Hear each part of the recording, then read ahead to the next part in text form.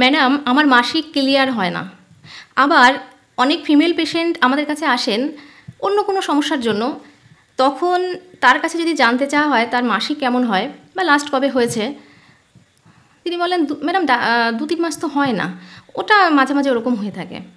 আবার এমনও অনেকে আছেন ডেটটা পেরোলো, হয়তো 2-4 দিন পেরিয়ে গেল, হচ্ছে না।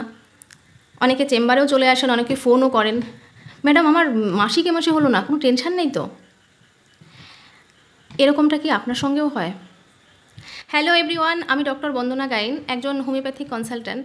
আজ আমি মহিলাদের খুব কমন একটি সমস্যা, সেটি হচ্ছে ইরেগুলার মেনস্ট্রুয়েশন বা অনিয়মিত মাসিক, এটি সম্পর্কে একটু ডিটেলসে আলোচনা করব।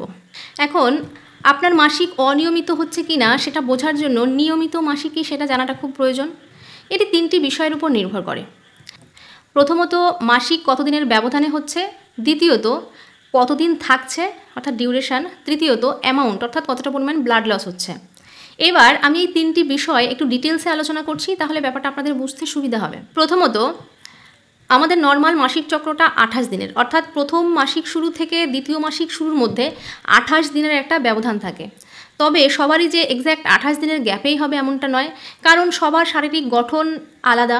আবার আমরা অনেক সময় বিভিন্ন রকম স্ট্রেসের মধ্যে দিয়ে যাই এবং যার একটা প্রভাব কিন্তু আমাদের মাসিক সাইকেলের উপর পড়তে পারে। এগুলোর উপর ভিত্তি করে এই ব্যবধানটা 21 থেকে 35 দিন হয়ে থাকে।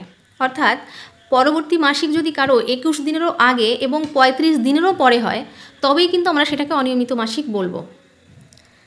এক্স্যাক্ট ডেটেই যে হতে হবে এমনটা কিন্তু নয়। দ্বিতীয়ত, ডিউরেশান অর্থাৎ কতদিন থাকছে, মোটামুটি 4 থেকে 5 দিন। তবে 2 থেকে 7 দিন এই রেঞ্জটাকেও নর্মাল বলা হয়ে থাকে। সুতরাং কারো মাসিক যদি 2 দিনেরও কম বা 7 দিনেরও বেশি দিন ধরে চলতে থাকে, তবে আমরা সেটাকে অনিয়মিত বলবো। তৃতীয়ত, অ্যামাউন্ট অর্থাৎ কতটা পরিমাণ ব্লাড লস হচ্ছে।